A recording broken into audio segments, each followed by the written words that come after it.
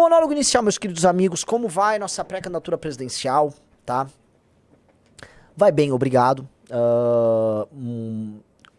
Estamos fermentando o crescimento dela, né? Ela vai fermentando, crescendo abaixo do radar, sem que as pessoas vejam. É uma pré-candidatura que ela é muito diferente das demais.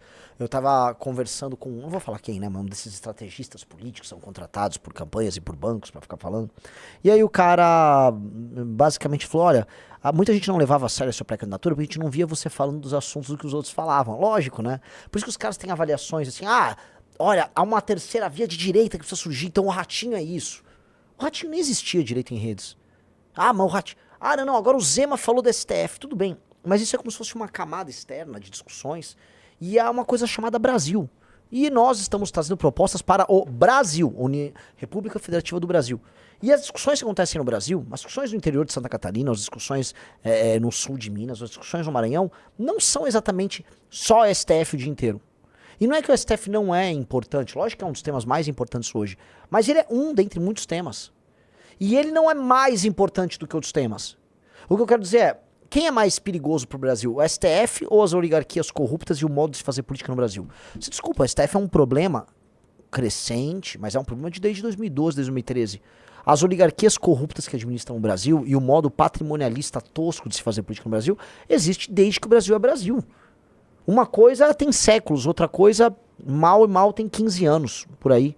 Então não é igual, a extensão não é a mesma, e o efeito sobre a vida das pessoas não é o mesmo. Inclusive a gente pode falar que um é mais ou menos consequência do outro, porque a manutenção do modelo político completamente corrupto que existe no Brasil, ele tem no STF um mecanismo. Então quando o modelo hegemônico corrupto nosso quebra durante a Lava Jato, eles precisam recorrer ao STF como um instrumento para solucionar isso. Mas são eles que movem isso. Tanto que o homem que falou que precisava se fazer um acordo com o STF, todo mundo era quem? Quem, Riso? Jucá? Romero Jucá. Que não é de esquerda, que não é de direita. Ele é um político de Roraima. É um político de Roraima arquitetar isso. Quem é o cara que enterrou a CPI da Lava Toga agora? Tirando o Flávio que fez um acordo com ele. Quem foi? Davi Alcolumbre, um político do Amapá. São eles. São eles. E eu estou falando das consequências deles para o Brasil. Eu estou falando, mano, agora aquela coisa, né? Tomando, mano, Zema e mais alguém tomando nota aí do que eu estou falando. São eles. O nosso crescimento se dá tratando desses temas, tá? E é um crescimento que agora... É que assim, eles não têm... Como a galera não tem projeto de Brasil, não tem leitura. Eu vou... Renan, como assim não tem leitura? Eles não leem. Não leem. Se pedir pra esses caras lerem alguma coisa... mas não vai, agora já tá né, nos 45 do segundo tempo, então ninguém tem leitura, ninguém entende o que é o Brasil. Dos caras que estão nos imitando, tá? O cara que realmente tem leitura e que é um cara fora da curva é o Zé Dirceu. O Zé Dirceu é um cara fora da curva. O Zé Dirceu é um líder político único na história brasileira, tá? Tá imitando alguma coisa? Tá! É adversário? Agora ele quer falar de pacto federativo pra defender São Paulo. Teu partido tá no poder há décadas. São Paulo só foi espoliado, o espólio só aumentou. O Lula criava uma guerra norte-sul colocando as pessoas do centro-sul como inimigas. E agora vai meter aqui, não, pacto federativo aqui. Não vem com essa conversa, não vamos, né? Mas é lido, é um cara que tem estratégia, acima de tudo é um cara vencedor. O Zé Dirceu é um cara que venceu, ele criou, até o surgimento da missão, o maior partido da história do Brasil. Infelizmente. A partir não há como tirar do Dirceu, que criou em grande medida o PT, que arquitetou politicamente o PT, não há como tirar dele o mérito dele ter sido a pessoa que, junto com o Lula, mais influenciou a minha vida, a vida do Riso, a vida de todos vocês. A vida de vocês é influenciada pelos sonhos e pelo desejo de poder desse cara que lá nos anos 60 tava trocando tiro lá na Maria Antônia, que vira guerrilheiro, que é treinado pelos soviéticos, que depois regressa pro Brasil, muda de nome, casa com uma mulher, tem um filho. Quando vem a anistia, ele fala pra mulher e pro filho, eu não sou o cara que vocês conhecem, tá? Meu nome é Zé Dirceu, eu tô indo lá pro PT trabalhar, tchau, tchau, adeus. E abandona a mulher e o filho dele no interior do Paraná pra ir tocar o PT.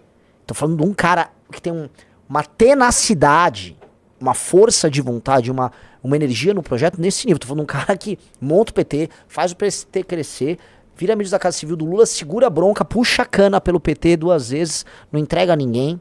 Eu tô falando desse cara. Por mais que tenha essa tenacidade, dá imitando também. Tá imitando também porque o grupo político dele carece de horizonte imaginativo, assim como toda a esquerda latino-americana, assim como a esquerda no mundo. E é isso, entendeu? Então, agora fica, eu não entendo porque assim, por mais que seja um inimigo, né? Eu acho meio cringe eu ficar, não, você é Dirceu, maldito. Não, cara, ele é um adversário, ponto. Agora, cara, eu quero ter a mesma tenacidade que ele, pelo meu projeto, pelo projeto do meu time. Eu quero ter a mesma tenacidade que ele, mas eu quero derrotar ele. Agora ele pegou pilha, porque assim, quando o Igor falou pra ele, você quer mostrar o trecho lá no Flow? Quando o Igor falou lá pra ele, aparece o Renan, ele nem respondeu. Aí depois a galera tirou onda no Twitter, e aí ele fez um vídeo me citando. Eu nem falo dele, aí quer ficar falando de mim. Então vamos lá, vamos ouvir. E o sistema político brasileiro só existe no Brasil. No Brasil. Você não tem fidelidade partidária, tem um mês pra mudar de partido. Tá sem áudio. Você acabou de ver isso aí. Você falar isso lá fora, no outro país, fala, não é verdade, não pode ser. Como é que é? Tem um mês que as pessoas, partido político em todos os países do mundo, você tem que ter fidelidade partidária. Você saiu 4 anos de quarentena. Você não vai ser candidato outra vez, você vai esperar. Segundo, em todo mundo, Câmara dos Deputados é proporcional à população de cada estado. No Brasil não, tem um mínimo de 8, máximo de 70. Sabe quantos deputados São Paulo perde? 41. São Paulo passa fogo nisso, né? São Paulo teria 111 deputados. Quem perderia? Aí querem falar, não, o Ceará... Não. Os 5 territórios que a ditadura criou como estado. Mas imagina criar, há 30 anos atrás, Roraima, Rondônia, Amapá e Acre como estado. Não tinha, eles juntos acho que não tinham 1,5 milhão de habitantes. Hoje eles não têm 3 milhões de habitantes e tem 4 vezes 8, 32 deputados. Quer dizer, metade quase de São Paulo. E se puser Tocantins, eles têm 40 deputados. Não tem nem 6 milhões de habitantes, tem 40 deputados, tá errado. Mas, no mundo todo, você vota na lista partidária, porque você tem que fortalecer os partidos. Eu quero saber um negócio, uma pausa. Ô Zé Dirceu, vamos mandar... Quer defender, transformar esses lugares em território? Quer defender tudo isso? Eu defendo. Bota um compromisso político que a bancada do PT no meu governo vai votar a favor disso? Bota aí, ó, a bancada do PT. Nos Estados Unidos tem aquelas votações que eles chamam de bipartisan, né? Tipo assim, tanto o republicano quanto o democrata vota. Uma pauta de Estado. Bota aí então, ó. Vou botar aí que o PT vai votar, que é meio a reforma administrativa. É gozado, né? Agora ele tá falando, curioso, né? Algumas pessoas falam assim, né, Renan, outras pessoas já falavam em direito penal do inimigo. Sim, ó, o direito penal do inimigo já foi estudado academicamente aqui no Brasil, discutido. Quem colocou no grande debate fomos nós. Esse tema de territórios, pacto federativo, quem tá colocando no grande debate pela primeira vez estão falando disso numa eleição presidencial, nunca falaram isso. Fui eu. Quem botou isso no debate público, em termos nacionais, presidenciais, fui eu, não foi ele. E de um líder que puxa a lista, ou você vota no distrito, ou no misto, como é o alemão, você vota 2 vezes. Você vota no teu distrito e vota numa lista. Calcula o número de deputados pela lista, por isso que chama... Isso aí ele já fala faz tempo. Isso aí tá numa proposta de reforma política dele e eu vou dar a minha opinião sobre reforma política. Também acho que tem que ser voto em lista. Eu acho que esse lance do votei pra deputado, e eu vou explicar pra vocês que estão nos assistindo agora. Votei pra deputado, eu voto na pessoa e não no partido. Você cria uma distorção colossal. Porque você fica votando na tiriricagem e no vamos botar aqui, no político paroquial local do Centrão. Quando você tem voto em lista fechada, o partido monta a lista. E aí, a pessoa vota no partido. E aí, o número de votos que o partido tem gera a proporção. E aí, vai pegar o número de pessoas que estão na lista. A Argentina é assim, Portugal é assim. Então, em vez de você ter um deputado cuja função é ficar famoso, Érica Hilton, Nicolas Ferreira, todos, assim. Hoje, político digital é isso. A função dele é ficar famoso. O partido não precisa mais desse cara, porque a pessoa vai votar no partido. Aí o foco é o partido ter sentido, o partido ter um programa bem claro, e aí esse programa vai à votação e as pessoas votam no programa do partido, e aí o partido monta a lista. Quais os critérios? Pessoas que são capazes de articular e puxar voto? Também. Mas pessoas que são inteligentes e que não estão focadas em ficar famosas, mas sim andar com uma agenda? Sim. E aí a pessoa olha a lista e fala, gostei da lista. Isto ajuda a moer o projeto Centrão. Moer. Então, pra mostrar aqui, assim, Renan... ele fala disso há tempos, viu? Ó como eu sou um cara civilizado. Ele fala disso há tempos. Eu defendo. Ainda mais que agora nós temos um partido. E agora nós temos que usar a vantagem de ter um partido para acabar com os farsantes, que são os caras do Centrão e os falsos políticos digitais que concorrem, né, nessas eleições aí só pra...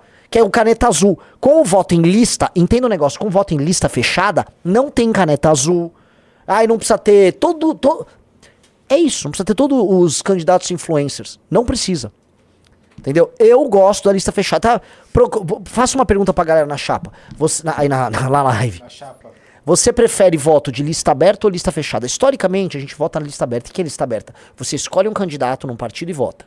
Com a lista fechada, você vota no partido direto. É assim, tá? Na maior parte das democracias. Nos regimes parlamentaristas, você vota no partido. Você vota na Alemanha, né? Você tem o distrital misto, você vota no cara do distrito e no partido, na lista do partido. Tá? Com isso, a gente resolve boa parte do problema do centrão, porque aí você não vai ter que ter candidatos que representam a esfera de influência deles naqueles setores. Você tem o voto basicamente no partido. E aí o partido tem que fazer sentido do ponto de vista orgânico. Por que o Dirceu fala isso? Por que o Dirceu quer isso, meu querido Rafael Almeida Rizzo? Por que o Dirceu do PT prefere voto em lista fechada? Que daí o PT sai melhor nisso. Por que o PT se sai melhor Ele nisso? teria maior controle sobre os seus deputados. E não só isso, porque... Os grandes influenciadores perderiam força. Não só isso, porque o PT... O PT é um partido. Ele tem um programa. E aí, ele levaria vantagem sobre os demais porque ele é um partido e tem um programa. Por que é bom pra gente da missão? Porque a missão é um partido e tem um programa. Quem não vai gostar? O MDB, o PP, o União, que não são um partido, eles são uma confederação de deputados soltos. Então, nesse ponto, uma reforma que tem a lista fechada, eu sou a favor. Eu sou a favor. O partido monta a chapa, aí você não tem que ficar fazendo essa coisa insuportável que a gente tem que fazer agora, que é ficar administrando influencer. Pega todos esses vagabundos que saíram do MBL aí, toda essa merda. É um monte de influencer, cara. Um monte de influencer. Infelizmente, deve ter mais aí na chapa da missão. Porque no fim do dia, né, o foco é preciso que caras tenham voto. E hoje o voto, ou você tem um ladrão que compra voto com emenda, com dinheiro roubado e tal, ou você vai ter um cara que é um influencer. Entendeu? E assim, se você perguntar pro Kim, que é um cara tímido, você acha que o Kim gostaria de ficar gravando vídeos o tempo todo? Se perguntar pra mim, cara, eu não quero ficar gravando vídeo o tempo todo. Eu não quero. Eu quero trabalhar. Eu quero trabalhar. Posso gravar uns vídeos pra me comunicar pras pessoas, pra explicar, mas hoje, pra alguns, o mandato consiste em fazer vídeos.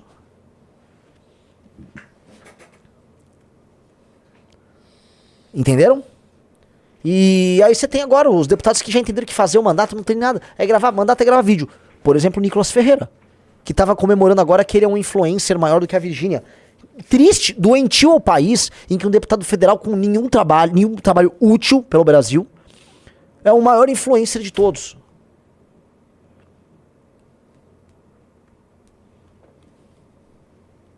Entenderam? Continua?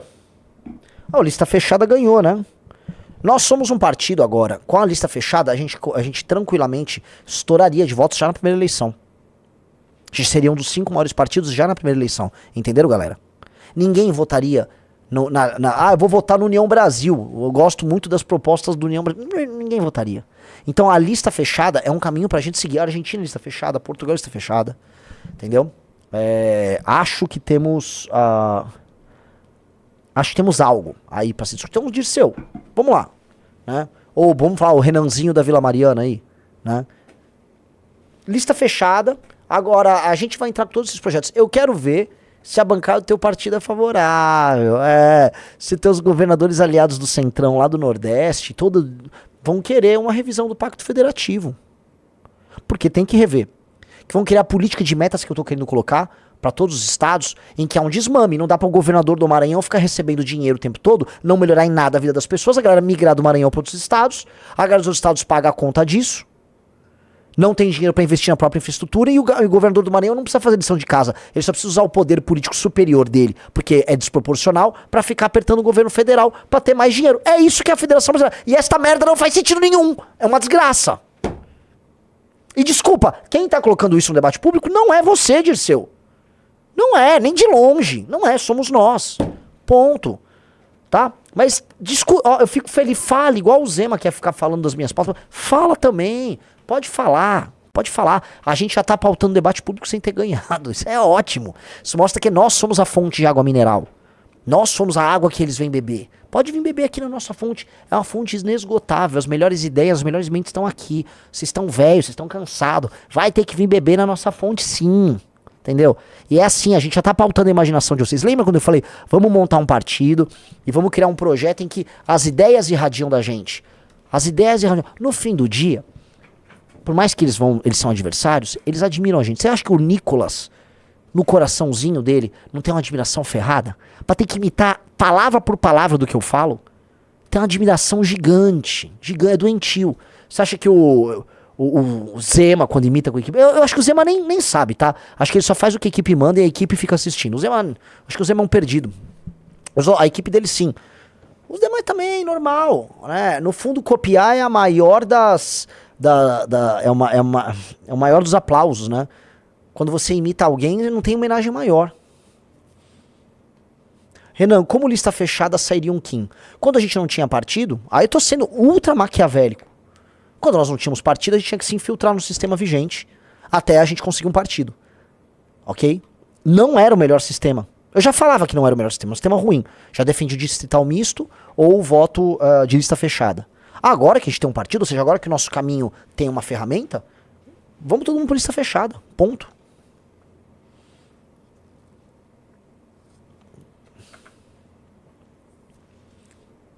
Não? Pode continuar? Uhum. Dá o play. Distrital misto proporcional. E aqui no Brasil, nós uma hora vamos ter que fazer reforma tributária, reforma política. Porque, outra coisa, emendas parlamentares, 62 bilhões que sai da mão do executivo. Quem executa o orçamento? O Congresso pode aprovar o orçamento, mas quem executa é o executivo. Aí é uma evasão da atribuição executiva. E agora nós estamos vendo 93 inquéritos, 2,6 bilhões gastaram em shows. Tem prefeitura que faz um show que é mais que o... Assim, ô Zé Dirceu. Ô Rizão.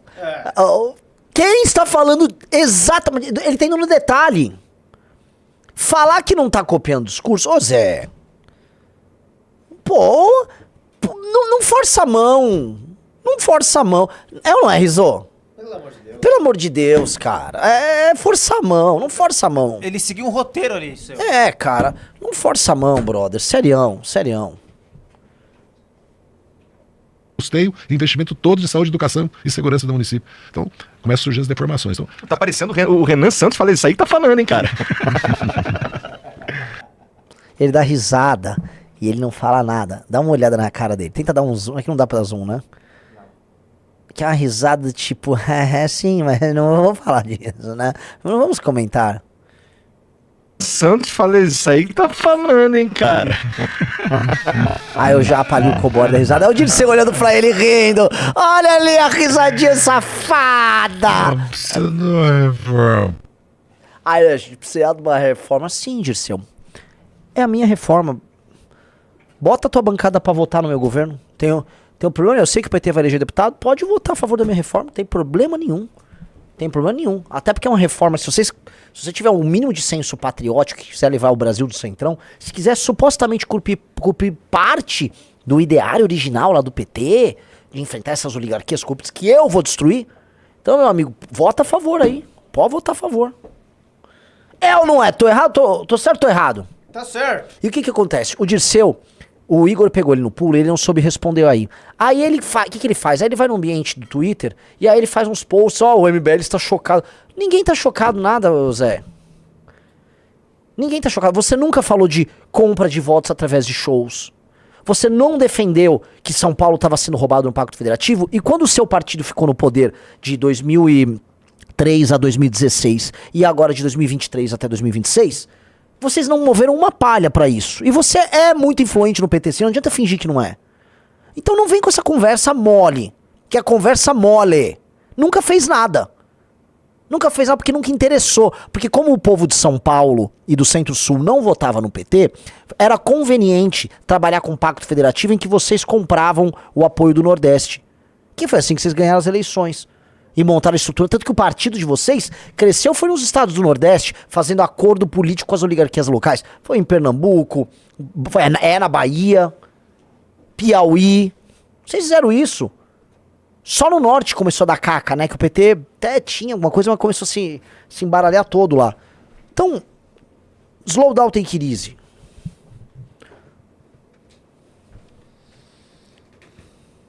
Pessoal, like na live. E com certeza não foi no Renan Santos ou na turma do MBL que busquei inspiração. Que coisa chata, Zé. Não seja aí, não seja bobo. Não seja bobo. O seu discurso está absolutamente igual. É uma questão probabilística. Você falar sobre shows. Eu sou o cara que pautou isso no Brasil inteiro. O Wesley Safadão, hoje. Pior que tá engraçado. O Wesley Safadão, hoje, está basicamente respondendo a entrevistas falando sobre os shows dele. Tô sendo processado por ele, ao mesmo tempo em que. Tribunais de conta e ministérios públicos estão trabalhando para cancelar os shows agora. Foi iniciada uma revolução sobre o assunto. E você quer tirar uma lasca aí e misturar com uma ideia de reforma política que não abrangia essa temática. Vamos ver, ó Wesley, ó os safados. Ninguém está cometendo um crime, a gente está executando nosso trabalho, a gente sempre fez isso, faz com o maior amor, com o maior carinho do mundo. Ninguém... a gente diz assim, ninguém tá colocando a faca no pescoço de ninguém para nos contratar. Não é assim que funciona. Ninguém tá colocando a faca. Tem que ser cuidadoso, né? Tá todo mundo muito feliz com a sua contratação, ô Safadão. Ninguém tá... Pelo contrário, cara. É um negócio bom pra todo mundo. É aquele tipo de negócio que só é ruim pra quem paga, mas quem paga não percebe. E agora eu tô fazendo as pessoas perceberem, sacou? Vamos lá. Tá? E não existe artista caro, existem artistas que não se pagam, né? Não, Deus me livre, menosprezando a carreira de ninguém. E em um ano político, tudo vira política. Eu acho que não tem coisa melhor no mundo que você deitar com a sua consciência tranquila e em paz. Eu sei o tempo de carreira, o tempo de trabalho que eu tenho e tô muito feliz. Só tenho a agradecer. Você fatura milhões de reais todos os anos fazendo shows com prefeituras. Portanto, você tá tranquilo. Você tá feliz. Ponto. Você tá muito feliz, muito tranquilo. Quem não está tranquilo? A pessoa que paga os impostos que sustentam esses shows. Essa pessoa, ela tá sentindo que o custo de vida dela aumentou. Ela percebe o aumento dos impostos. O Haddad vai lá e aumenta a taxação sobre produtos que ela consome. E uma parte desse dinheiro vai para pagar shows como os seus. Entendeu? Porque são shows públicos. A gente já metrificou. Foram 5,3 bilhões de reais em shows aí ao longo do último ano. 5,3 bilhões, não é pouco dinheiro, é mais ou menos o valor do fundo eleitoral no Brasil. É grana, dá bilhão. E esses shows acontecem majoritariamente em municípios muito pequenos e muito pobres. Entendeu? Então, não é correto, o que esse cara tá fazendo não é certo. Isso aí não é moralmente correto. Se você gostou desse vídeo, se inscreva no canal Voz Livre. Não se esqueça de ativar as notificações e deixar o like. Te vejo no próximo vídeo.